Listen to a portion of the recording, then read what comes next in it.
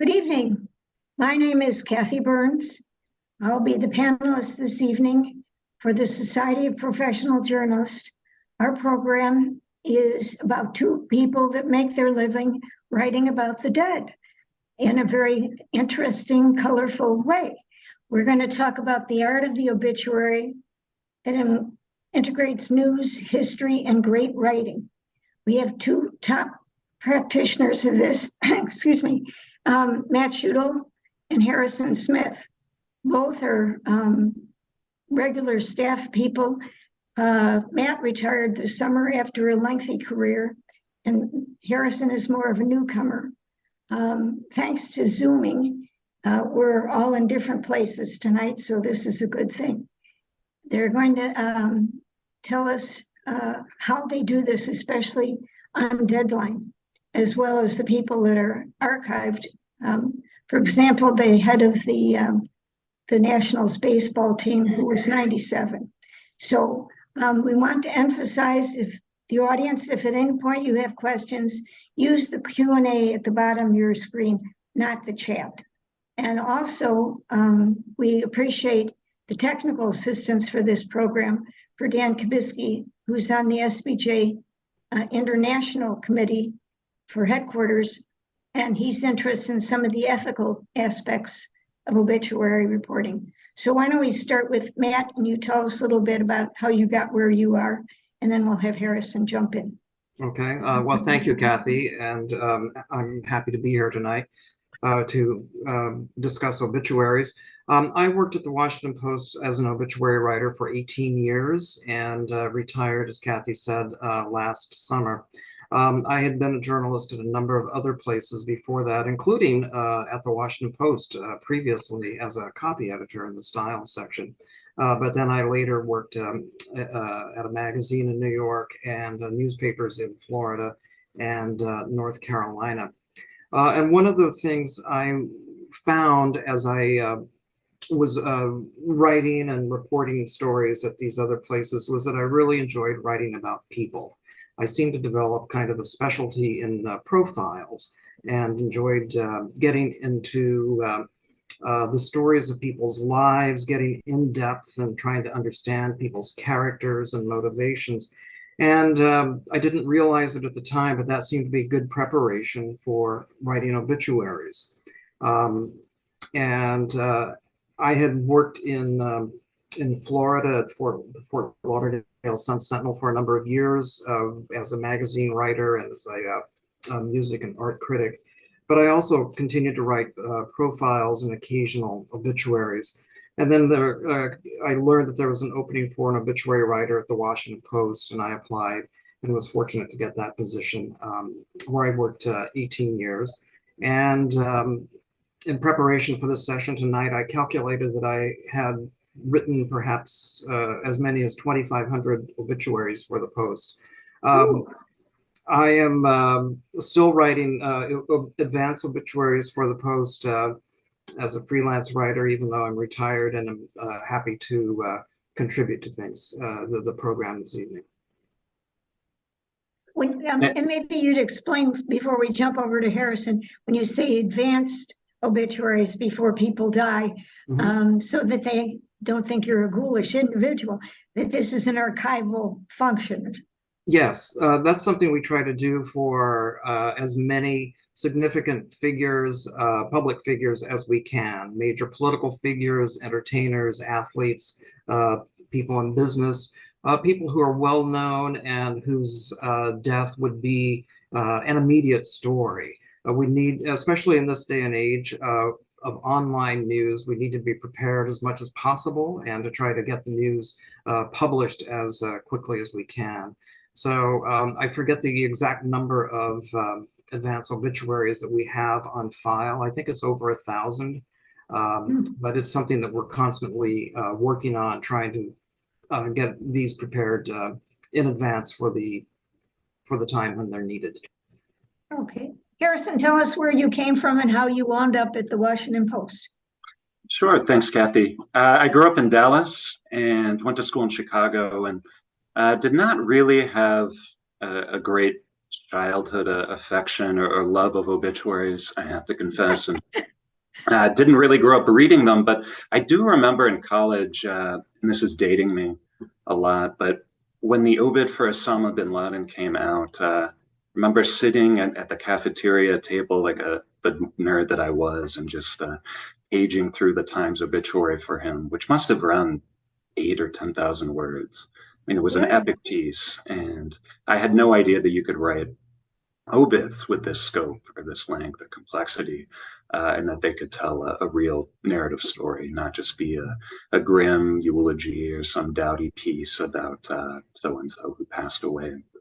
But after college, I worked at a few different magazines, Chicago Magazine and Washingtonian in DC, and saw a job posting there for a writer at the Post, someone who would get to cover all kinds of people and had a chance to write A1 stories on famous celebrities and whatnot, and show off their storytelling skills. And oh yes, it happened to be for obituaries. So it was kind of snookering you into a narrative journalism job. But I knew at that point that I wanted to do narrative writing. I really liked doing profiles. I liked working in magazines. And then I got to see what colleagues like Matt and Emily Langer and Adam Bernstein at the Post were doing on that desk. They were writing these stories that were a little bit longer than usual daily newspaper obits. They were about 1,000 words, and they were incredible works of literary craftsmanship. I mean, I think the first one I really noticed from the Post was this piece Matt did on Blaze Starr, a striptease artist who died about 10 years ago, and had no idea that you could even do an obituary for a striptease artist. But it was a wonderful piece, and I joined the Post in 2017, so about 8 years ago this fall, and started out as an editorial aide, technically. So I'd work 2 days a week on obits, filing stories and doing odd jobs. And then the other 3 days I'd be on the children's desk at the Post, Kids Post, which sadly just got closed. Great section. Great section. Wonderful section. So would write stories for 6 to 13-year-olds, and it was this weird mix of cradle to grave journalism, depending on the day of the week. But like Matt, I do a mix of daily and advance obits, write about all kinds of people, and at this point probably do 200-ish stories a year. Ranging from Olympic athletes to movie stars to local restaurateurs who happen to pass away in Washington. And disgraced politicians such as John Jenrette, whom Harrison wrote about, and I have one of the all-time great quotes from a politician. What was that, Harrison? I have larceny in my heart. That's what he said. Or in my blood. In my blood. That's it. Excuse me. Yeah, he said that to an undercover agent. I remember that story. One good thing that I think binds you two together is you're both great storytellers. And for our audience, we should note that Harrison in 2019 was named Society of Professional Obituary Writers as the Obituary Writer of the Year. Unfortunately, we didn't give you a $10,000 prize. And also your colleague, Matt, has written books on Muhammad Ali, which is a very diverse member. And the I didn't mean to interrupt. Tonight, you wanted to focus on a very specific person with Mr. Bourdain, and to explain what it's like when all of a sudden you have to write on deadline. There's a person out there in the public and everybody knows little tidbits.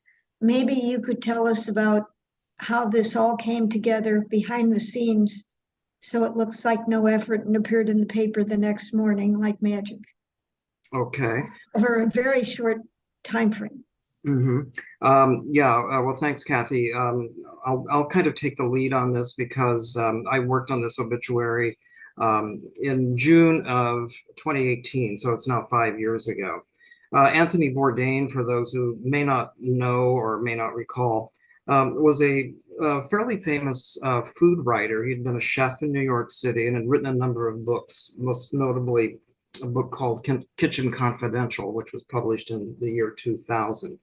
And he told some of the dirty secrets of restaurant work and behind the scenes tales. Very colorful storyteller and a very colorful, charismatic figure in his own right. He later had a number of television shows, including ones on the Travel Channel and CNN, where he traveled around the world exploring the different kinds of cuisine, eating all sorts of unlikely food, and producing these really elegant and stylish television shows, each of which was almost like a mini movie, traveling down the Mekong River in Vietnam, or through Burma, or through the wilds of France, not the wilds, but the hills of Provence, and through Italy and the United States. A really remarkable character who seemed to have the world at his fingertips. And then suddenly on Friday, June 8th, 2018, we heard some reports that he may have died. And we did not have an obituary prepared. He was 61 years old at the time. And so I had to get to work immediately to get something written.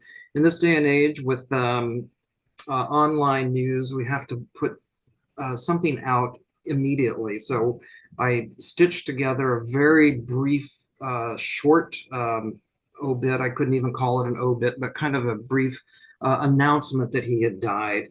We call it a stub. It's just a very short, direct statement, something along the lines of Anthony Bourdain, noted food writer and TV host, was found dead. And the complicating factor here was that it appeared to be an apparent suicide. He was in France, he was filming his television show, and the French police let out little pieces of news that he had apparently died by suicide. So I said we had nothing prepared, we had to jump into it. And what time was that, Matt? Do you remember? This was late morning. I would estimate it was around 11 or 11:30 in the morning. And what was your deadline at that point? 6? Well, the first deadline was 15 minutes from now. You have to have something. And then I think we augmented it. Well, that's a standard term we use. We added to the story in pieces, bits and pieces throughout the day. I believe the final version of the story was turned in at about 5 p.m. So we had maybe 5 or 6 hours to do the whole story. Here's how we approach this sort of thing. We have databases that have biographical information. There are certain sources we use. There are biographical dictionaries. There's something called Current Biography, which has a lot of canned biographies of famous people. We rely on those. There are other online sources as well that are produced through different sort of encyclopedic news and information services. So we can do that. We also look through clippings as quickly as we can, but in a case like this, we can't do this comprehensive search through 1,000 different news articles. We have to put something out right away. I knew that Anthony Bourdain was famous for writing Kitchen Confidential. I tried to get some information about that book as soon as possible. And I knew that it had been published in shortened form in the New Yorker. So I found online, I found the original article that appeared in the New Yorker that led to Kitchen Confidential. And then because we didn't have a copy of the book on hand, I cleverly used, if I may say so myself, Amazon.com, and I pulled up the abbreviated form that you find where you can say, look inside these pages, and so that's what I used. And after the initial short version of the stub, Anthony Bourdain dies, apparent suicide in France. I then rewrote it, and I want to go through and tell you some of the decisions I made. The lead of this story is what we call an anecdotal lead. A news lead would be Anthony Bourdain, a noted chef, writer, television host, and raconteur, found dead at 61. But here's the lead we use on that story instead. Never order fish on Monday, Anthony Bourdain warned in his breakthrough book, Kitchen Confidential, which exposed the greasy secrets behind the swinging doors of restaurant kitchens. A diner is a fool to waste money on brunch or ask for a steak well done. And vegetarians, well, don't get them started. Mr. Bourdain's best-selling 2000 memoir, drawn from years of working in top restaurants in New York, created his persona as a dishy, dashing adventurer of the culinary universe. He knew his way around a stovetop, but he also had the unfiltered sensibility of an opinionated, leather-jacketed, one-time drug addict, revealing the sometimes unsavory truths beneath the chef's white toque. A lot of detail there. Wow. Well, yeah, and let me explain a little about that. I go on and I describe him as something of a gonzo journalist, more of a Hunter S. Thompson of the food world than, say, a Jacques Pepin, a roguish gonzo journalist with sharpened knives. And then describe some of the other things he's done, mentioned he was on CNN. He was fearless in his consumption, eating scorpions, a seal's eyeball, sheep's testicles, and the still beating heart of a cobra. And here's the first quote in the story. I want to try everything once, he wrote in Kitchen Confidential. So that would be the introduction. We haven't even said he was dead yet. But we wanted to introduce him. And the thought behind all of this is to start with not just what we call sometimes the tombstone approach, the name, the description, the professional description, and the fact that he died, but something with some punch and flair to give a sense of his character and style. And I also wanted to put in as many allusions to food as I could, the greasy secrets of the kitchen, that sort of thing. The unsavory truths beneath the chef's white toque. I called him a globe-trotting adventurer of the appetites. All of these are assertions. These are not necessarily facts. These are assertions, but they all have to be supported later in the story with facts and descriptions and examples of why he is this adventurer, this kind of roguish character. Mentioned in there that he's a drug addict, and that plays a part later. All of this has to be supported later in the story. And there are other things. Harrison mentioned the idea of narrative storytelling. That's something that we consider really important.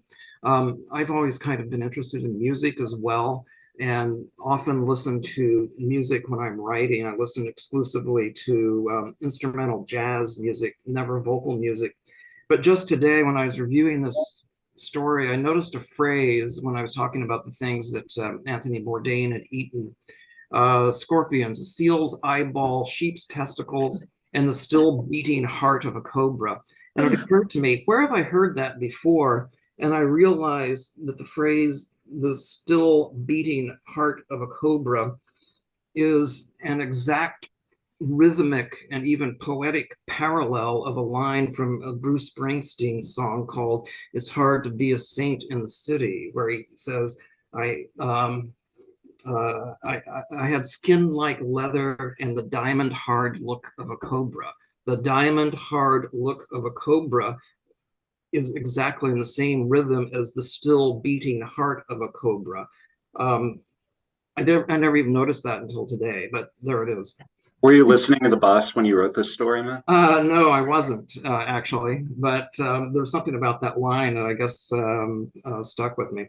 So anyway, that is the introduction to the story. Then we get into the fact that he was in Eastern France working on an episode of Parts Unknown, which is a show on CNN. I'm sorry to interrupt, Matt. Can I ask you something about that lead? Sure.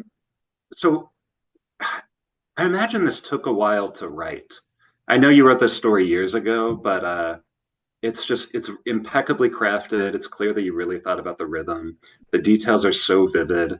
love that you know, specified the chef's white toque, not just the chef's toque, or the still beating heart of the cobra, not just the heart of the cobra. At what point did you really focus in on writing the lead? And did you set aside a set amount of time where you were like, okay, I can keep researching Bourdain's life, I can keep looking for quotes, but instead I'm going to switch over to trying to get the narrative right here? I think that happened relatively early, as I recall. I tried to get as many facts as I could and sort of have them stockpiled. And it turns out that in this case, a lot of the biographical facts about his background just are kind of put at the bottom. There weren't a lot. And it's what we call the second half of the story, which starts with he was born, was educated here, and did this. It doesn't take up a lot of room. It's because I found all this other stuff that was just so interesting and fascinating that had to be at the top. And as I recall, the writing of it came fairly easily. It just seemed to flow in a way. And sometimes working on deadline is, I won't say an advantage, but is sort of strangely compelling. It forces you to think and focus with this really sharp intensity, and I think that's what happened here. It seemed to come fairly quickly, and I tried to project a sense of his style and his personality in those words and the choice of those words. Is there a moment where when you're working on a story like this where you decide, I have enough material, I've got enough facts, and I need to switch over to the writing? Like, is there a point where you know you've done enough research? Is it just a matter of time where you look at the clock and say, okay, it's 4 o'clock, I really need to get going now? Or and in this case, it was really kind of a matter of time. There were a lot of things that I missed, but there were so many points about his life that were colorful and exciting and interesting that I just you had to put them in. And once you think you have enough anecdotes, just go with them and try to piece them together in the sort of narrative fashion. So that's kind of the approach I used here. So I recall the top part of it came pretty quickly, and once I had that, I kind of knew where I was going. That's kind of contrary to the way I typically write. I usually try to come up with the ending first. It's what we call the kicker, and to know that kind of gives me a point to look at. It's like a little flashlight shining through the story. I know where I'm going. I know where I'll end. I think I found that, but that wasn't, in this case, that was not really the key element of the story. There are some other considerations, and we can kind of get into this. I'll go through it quickly, but then I want to address the point of his death by suicide, how we confirmed that, and what we say about that, the sensitivity, the ethics involved in that issue. But just some of the other choices as a writer and preparing the story.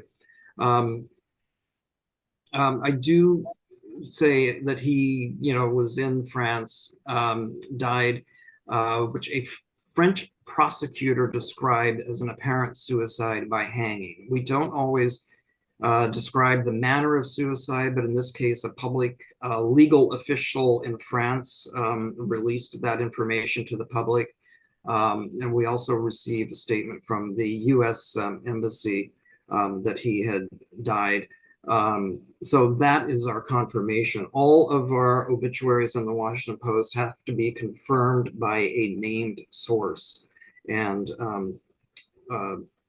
we just can't say, in the years ago, we didn't necessarily put a named source in, we just said died, and we kind of kept that to ourselves. But I think it's better. It gives us more transparency and lets people know how we obtained the information. Just going through the story very quickly now, this will be pretty brief. After describing that, I go back to his childhood and talk about how he was drawn to the wonders of food at the age of 10 when he first visited France. And he realized that food was, he described it as, quote, viscerally, instinctive, spiritually, even in some small way, sexually powerful to him.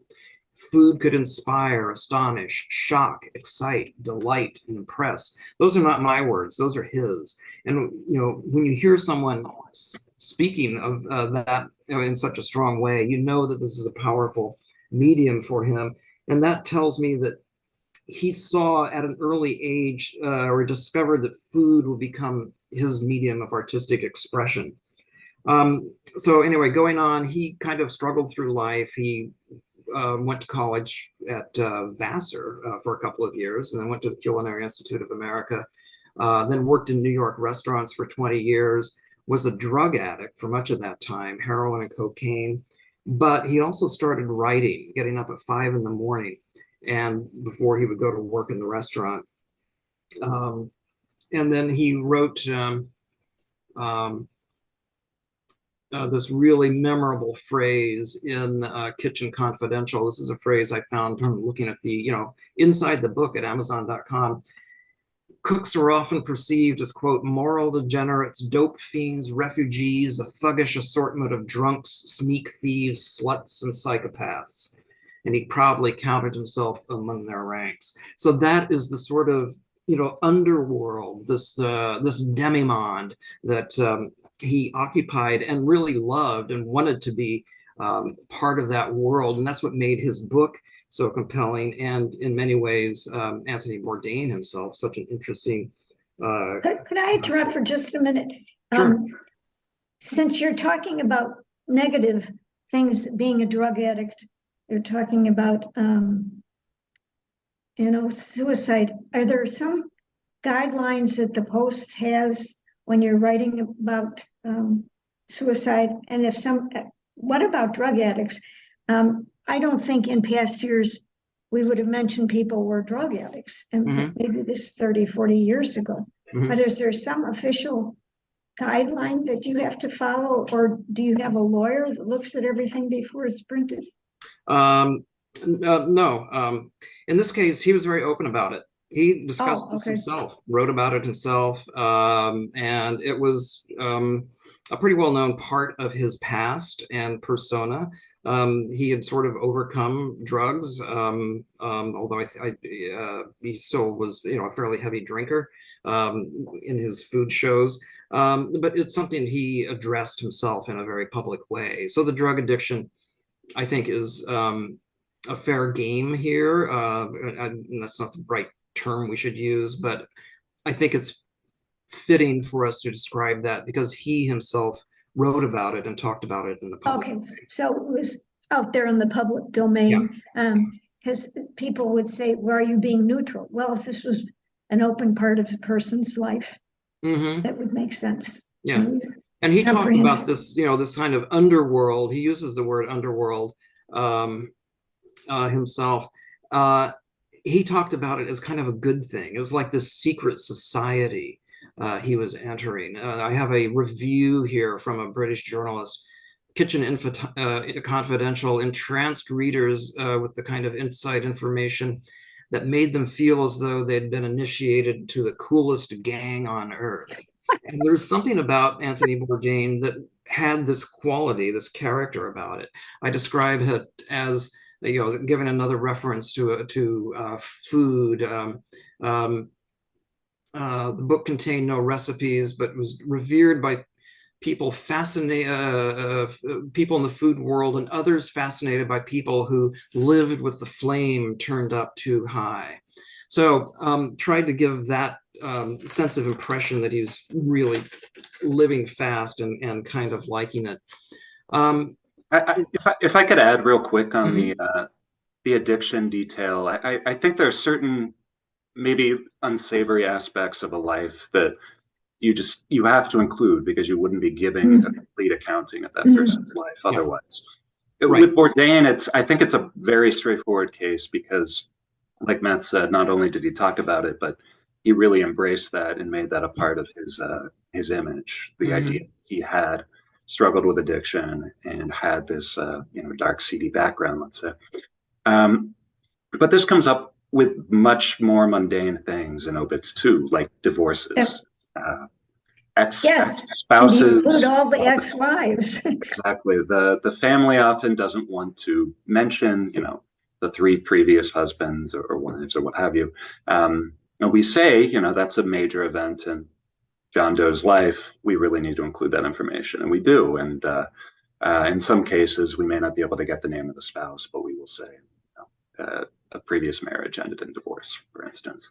But that kind of thing, it is major, it's significant, and in our mind, it's worth including. So if it's a suicide, it goes in, if we've confirmed it. If it's a divorce, we have to note it.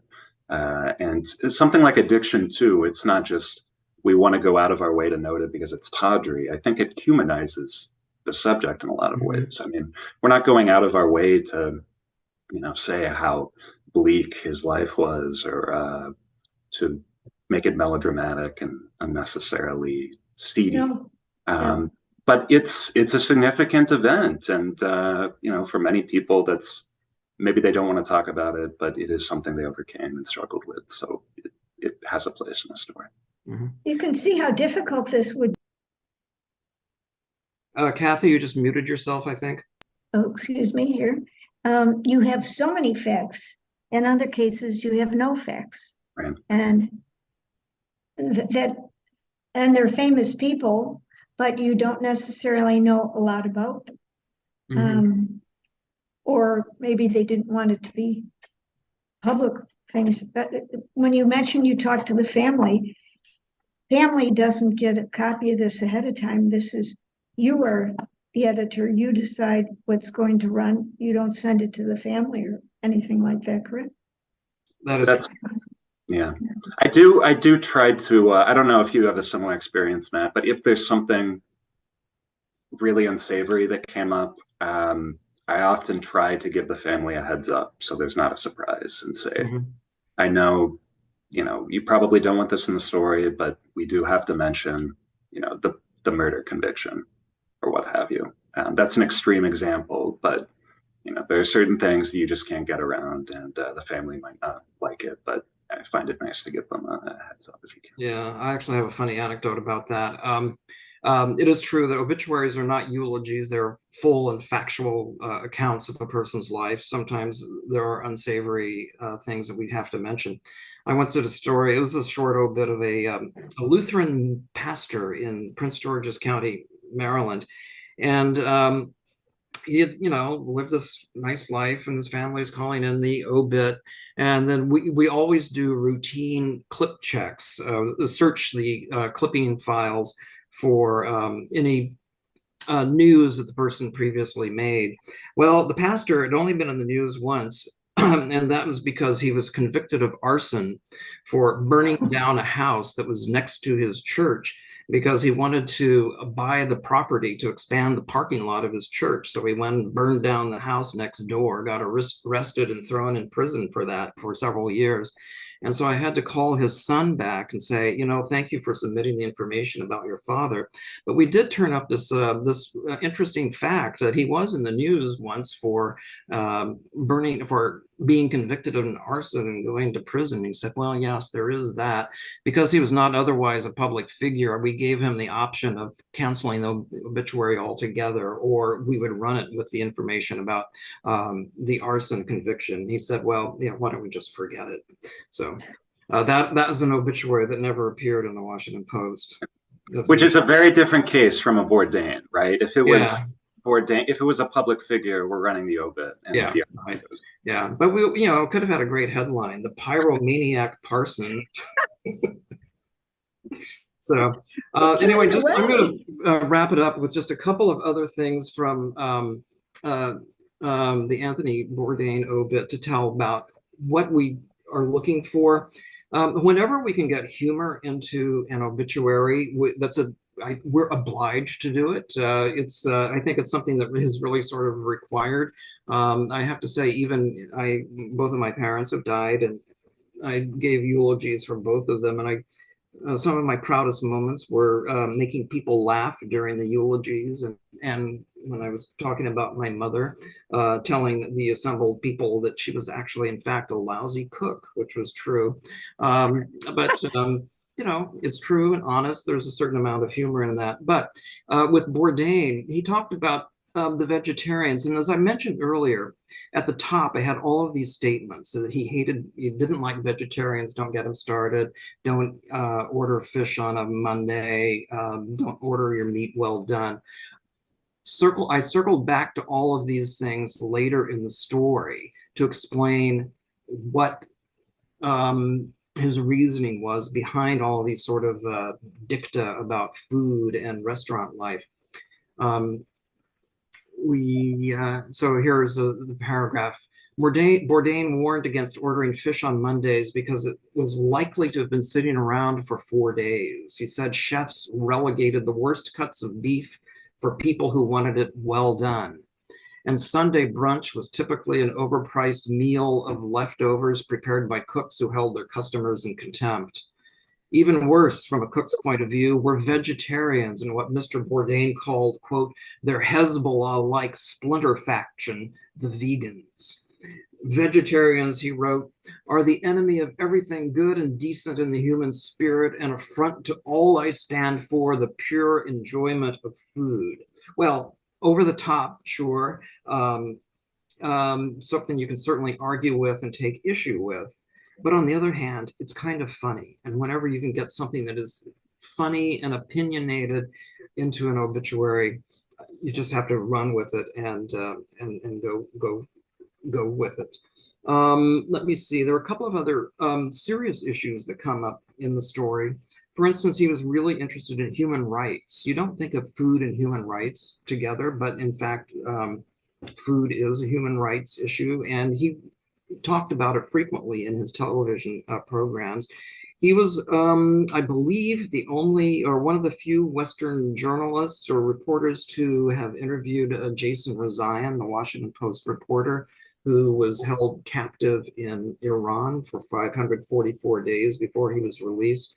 Anthony Bourdain traveled through Iran, one of the few Western reporters to be able to do that, interviewed Jason there, and then stayed in touch with him while he was in prison and later after he was freed. There were some quotes from some of the shows that Bourdain did. I'm trying to find one here. One week he might be going upriver in Borneo, seemingly on a journey into his own psyche.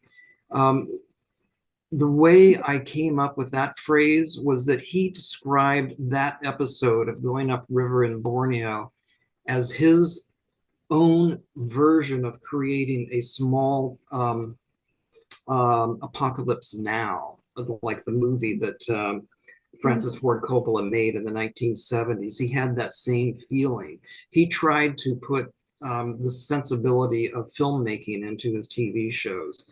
When I first went up this river, he said, I was sick with love, the bad kind, the fist around your heart kind. I ran far, but there was no escaping it. I got that quote from watching YouTube. This is how we do some of our reporting.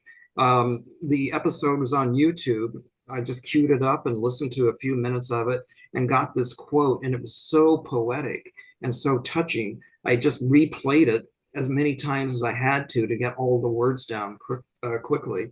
And I go on to the next paragraph. The next week, he might be in Camden, New Jersey, sampling cheesesteak subs. You want to know the reason I put that in there? My wife is from Camden, New Jersey, and I wanted that to be like a little private shout out to her. So why not? There's Camden. So anyway, that's how that story went on. We get down to the latter part. He's meeting then President Barack Obama, who was still president at the time, in Hanoi, where they were drinking beer and eating rice noodles and grilled pork. With this really clever quote from Bourdain, said that puts that secret Muslim thing to rest. And then we go on into the background about his life, and with the final quote, the kicker, it's in which he said, it's inconceivable why anyone would want to not experience as many colors in the spectrum as possible with our limited time on Earth. And I thought the phrase, our limited time on Earth, was particularly meaningful in this case because I don't know why no one really understands that he chose to limit his time on Earth in this way. Afterward, even his mother, who is still alive, said, "This is the last person in the world I would have expected to do this." Mm. But that's how we chose to end that story. We're happy to take any questions about Did that or Harrison any work other on the aspect of. story at Excuse me? all, or would he like to talk about something that he'd had a lot of input onto? Were you involved? I was not involved in this story, Kathy. No, this is a pure Matt Schudel joint. Oh, okay, okay. And if I remember correctly, Matt, I don't see a contributor line at the bottom. I think you pull this one together by yourself. Yeah, pretty much. But I did have some help along the way from Adam Bernstein, who's the obituary. Oh, Adam Bernstein, okay. And I think Emily Langer helped pull together a little bit of the background information as well. Emily Langer is another staff reporter at the Post. Writer. Maybe you tell us a little bit. The Post seems to be shifting its emphasis, not just with the obituaries, but the whole paper, to put part of it online and cut back on local. Is this affecting any of the obituary coverage? Do people phone in and say, "I'd like you to write an obit on this," or is most of this from the news desk that says so-and-so died, we should write something on that when we're doing local, regional, national? How is that decision made? And do you two make it? The decision of who to cover, you mean, with an obituary? Yeah. Well, I'm not the Post editor, obviously. I don't control coverage. They're definitely still committed to local. We still write about local figures, but there is a balance, or an attempt at a balance, between writing about colorful, influential, otherwise significant people from the Washington area, and also covering the entire country and the planet at large. So yeah, I do think the bulk of our stories are not local pieces. They're about newsmakers who have some national significance or international significance. And those assignments largely come from our editor. Is that Adam Bernstein? That's Adam Bernstein. Mm-hmm. Individual writers like me and Matt do have room to say, "Hey, I saw that so-and-so passed away. I have a personal interest in this." Maybe if it's a jazz musician that has a knowledge of jazz, or a filmmaker that I really like, then I'll ask if I can pursue that. So there is a lot of collaboration as a team in deciding, hey, should we do this person or that one? But because of the staff size, we have 4 full-time writers now and 1 editor. We are pretty limited in who we can cover, unfortunately. So the Post used to do very short 2-paragraph obits for anyone who lived in the DC area for the majority of their life. And these were very cursory. They were not especially colorful. They were not like the Bourdain story, but it was a way to make sure we were covering people who might not have made news, but who were still, beloved or well-known in the community. But the paper did decide to do away with that about 6 months ago. Is that a space issue? No, I think it was a decision. It was about where to allocate resources. The business term. People. They weren't getting a lot of traffic online, but of course they also had a devoted readership and were especially important to family members, the people who wrote those stories. I just want to add something else. One reason is that we did have someone who was working on those, kind of dedicated to that, and that person retired.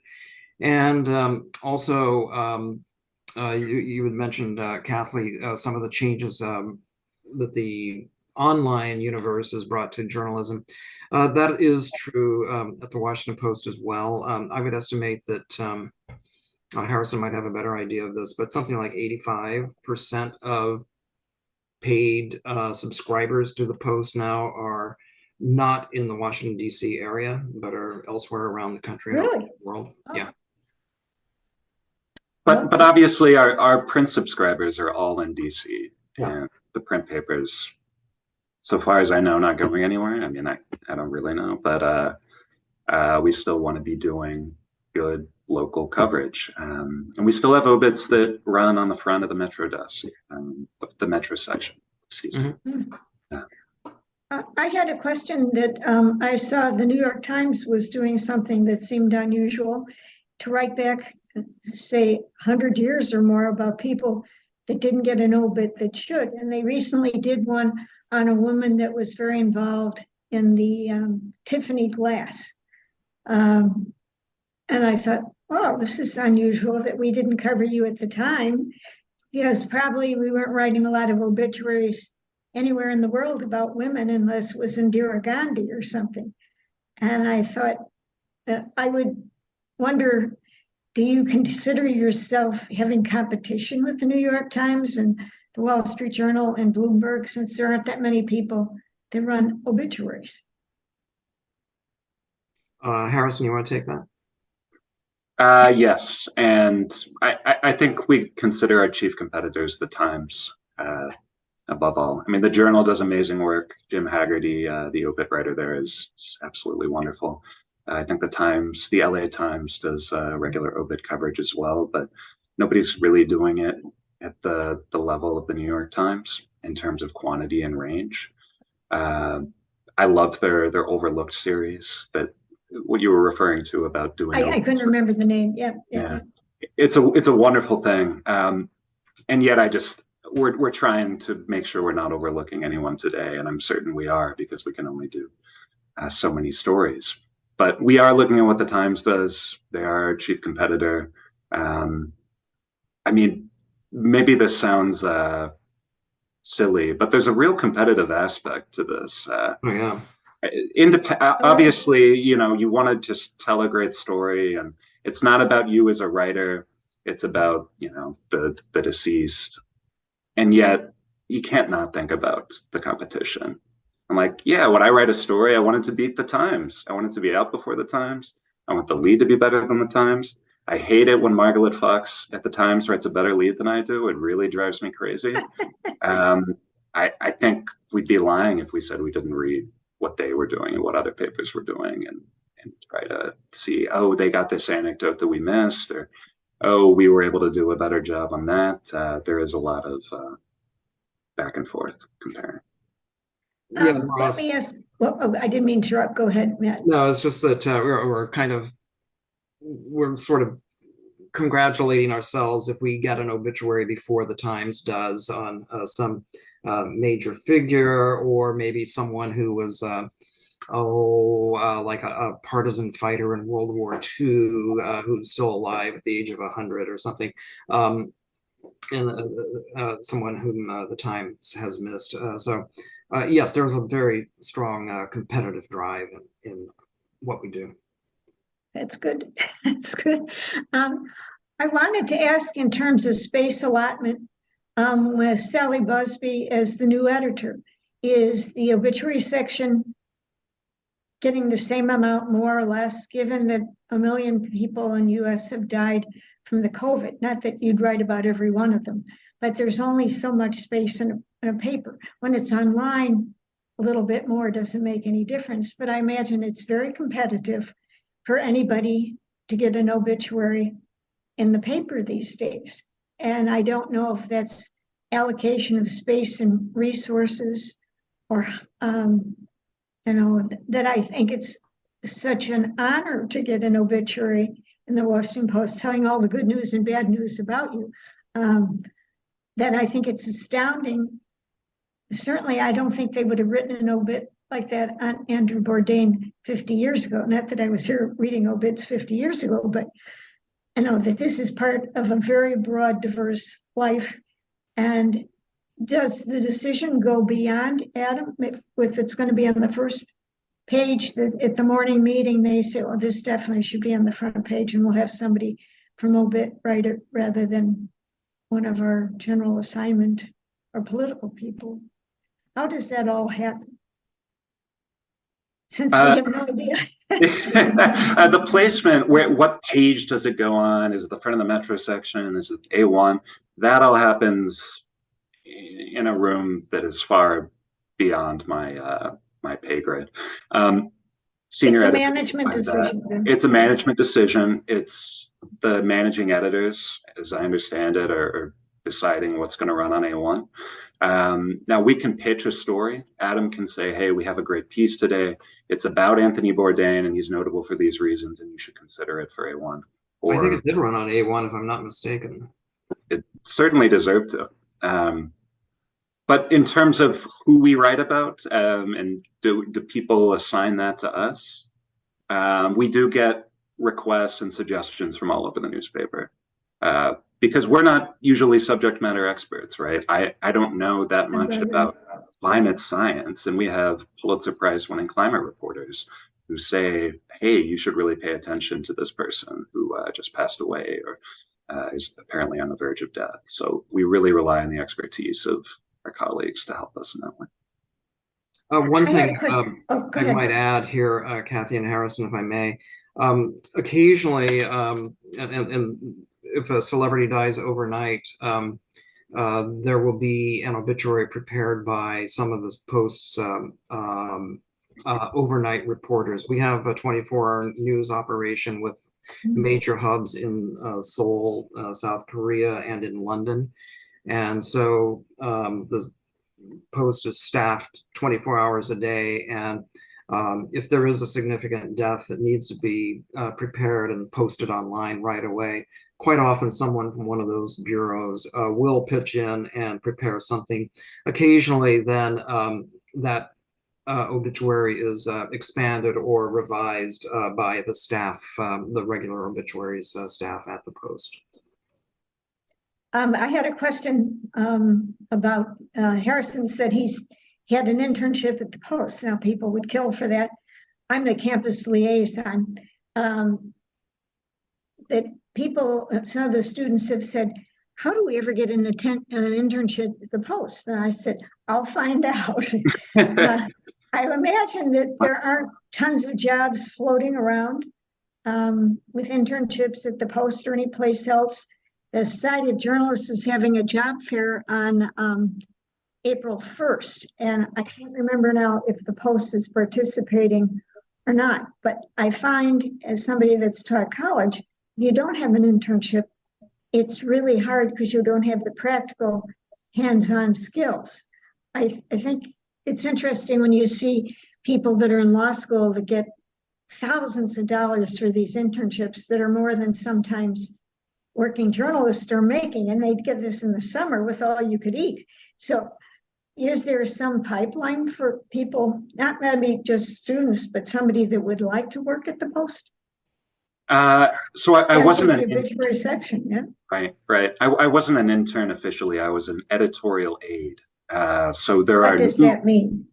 So there are news aides at the Post, copy aides at the Post, who are sort of junior newsroom employees who keep the place running and help out with their copying tasks, researching stories for reporters.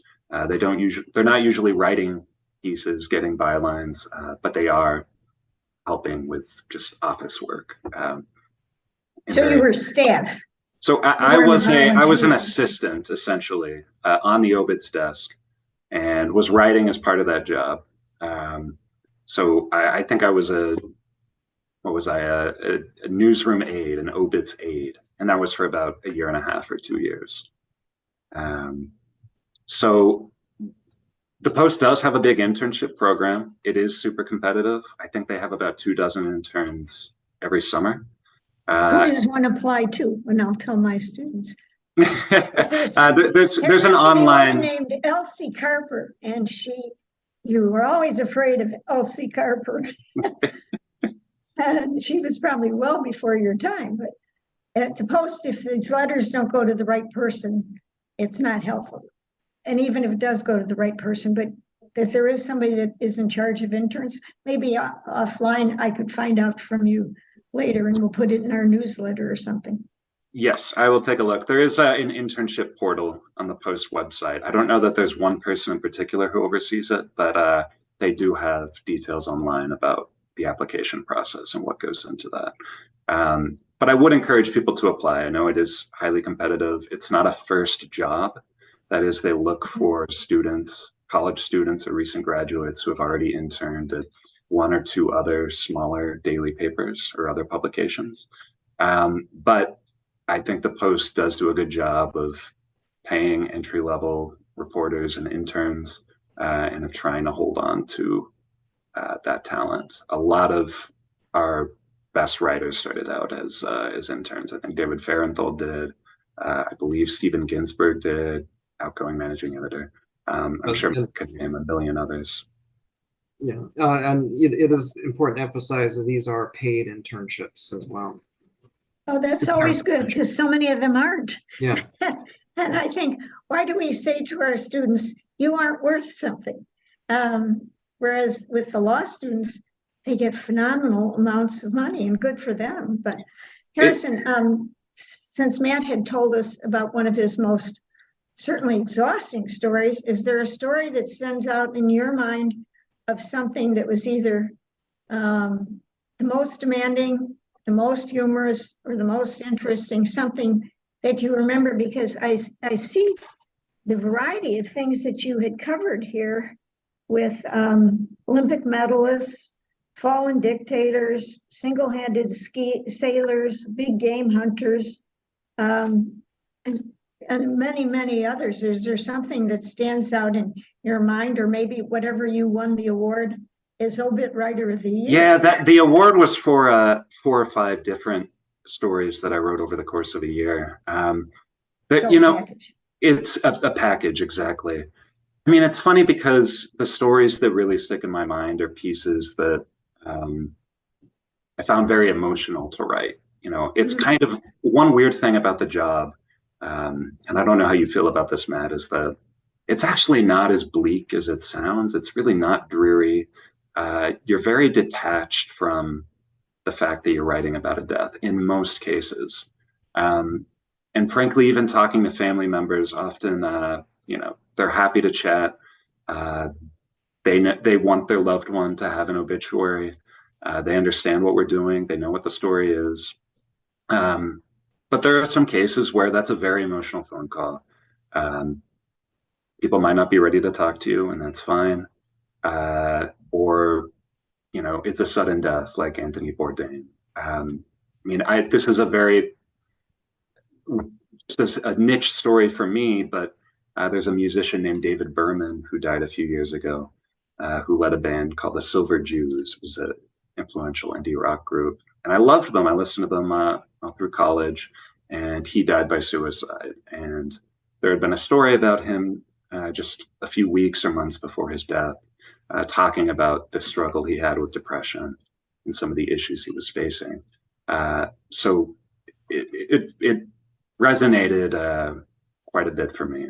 And yet there are also these pieces that you do where you're writing about someone whose achievements or career is also a little bit poignant in some way. Like I did a piece about a Chicago police officer named John Burge, who essentially allegedly led a group of police officers in torturing innocent people on the south side of the city. It was a horrific operation. There is an incredible amount of documentation of this.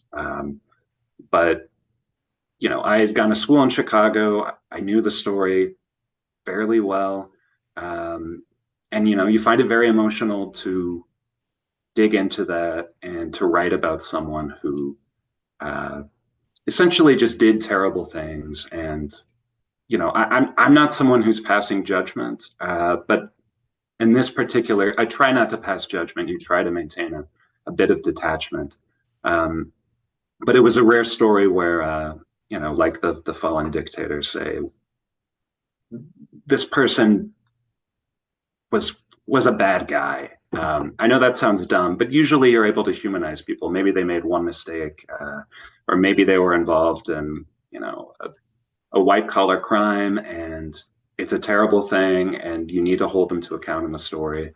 And Obit is a piece of accountability journalism in a sense, because you are talking about the impact of their life and their career and trying to give a sense of why, the WorldCom fraud scandal impacted thousands of people.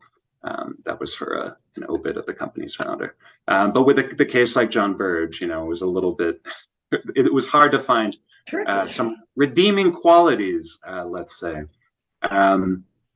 Or it was just especially tragic, and you feel that in writing the piece. And Matt was talking about trying to find humor in a story.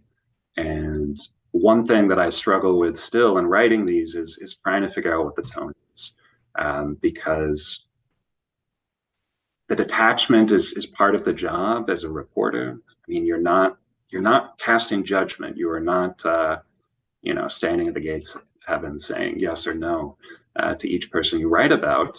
And, to a large degree, I don't really know the people I'm writing about. I can do a ton of research, but I don't know them.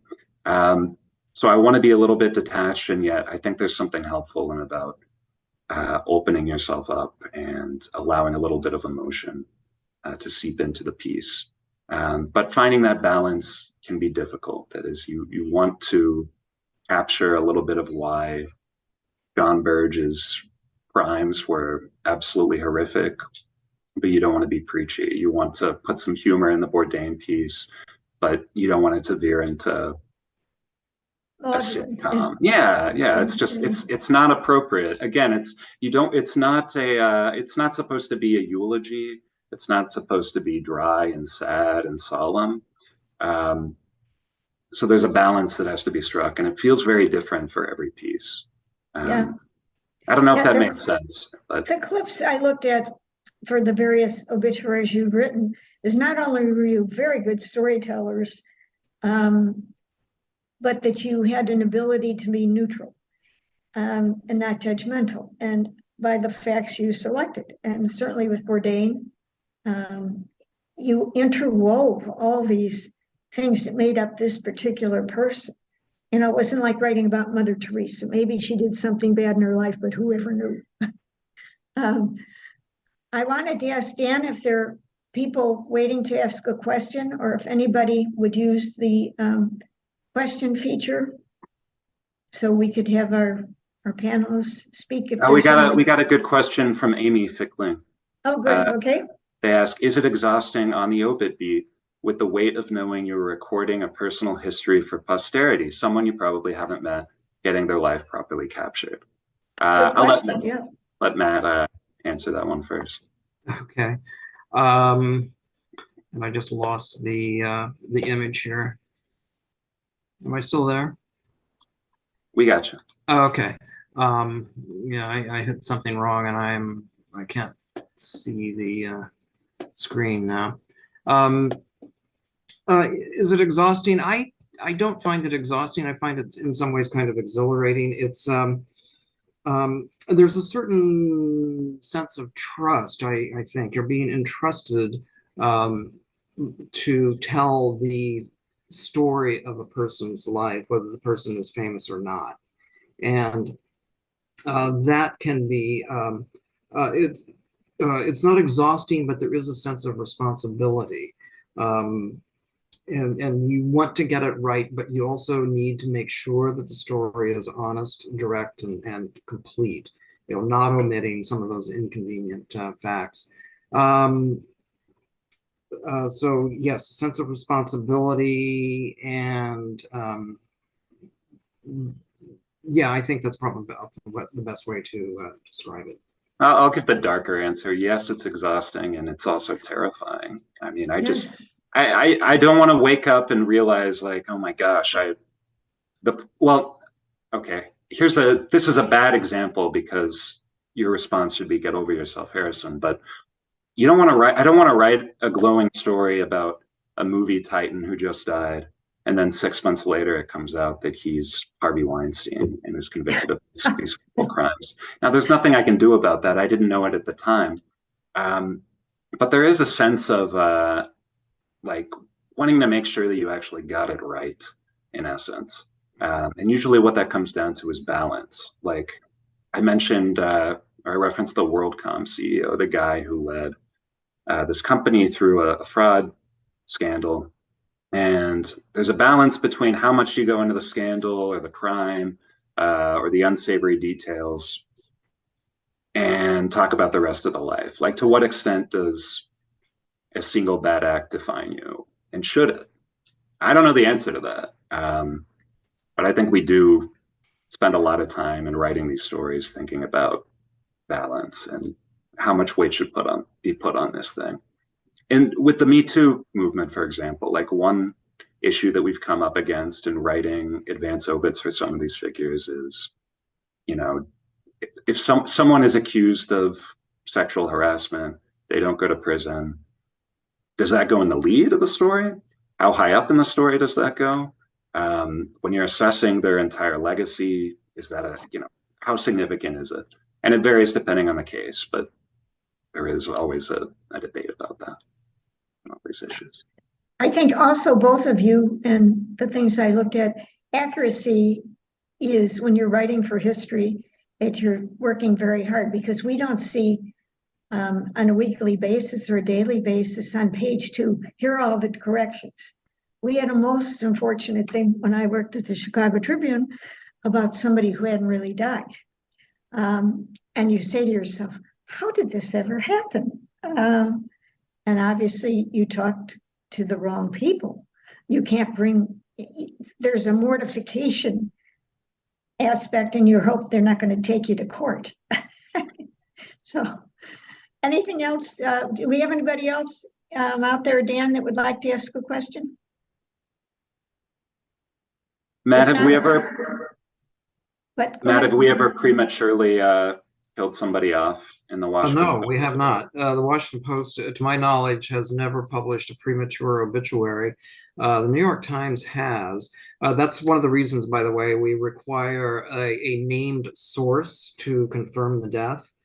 In the online age, there have been a number. There's this Italian journalist who is constantly on Twitter trying to prank news organizations into publishing obituaries of people who are still alive. He was doing this quite often. He did it at least twice for Alice Munro, the Nobel Prize winning Canadian short story writer, and some other people too. And especially in this day and age, you have to be very cautious when you see some sort of announcement online that there was a rumored death. Sometimes it takes hours to track this down to confirm that it is in fact not true. And occasionally some news organizations have been tricked into publishing these false reports prematurely. Yeah, let's hope that doesn't happen to us when we bite the bullet and move on. I want to thank both of our panelists for a most interesting program. You write for a very unique section of the paper. It's not like writing sports, although in some ways it's very competitive. It's moving fast. Keep your eye on the ball, and you never know. But I want to thank you both on behalf of SBJ, and we will definitely put something in for the internships. Thank you so much. I know your time is very valuable, and keep up the good work. And I'm glad that Matt's still doing some pizzas now and then. We'll look for your name. Thank you very much. Kathy. Oh, and also we would encourage, as far as I know, neither one of you are members. So maybe we could send you an application to join the Society of Professional Journalists, because you're the best of the best. And that's what we look for. So thank you very much. Thank you, Dan. Thank you, Thanks. audience. All right. Thank you, Kathy.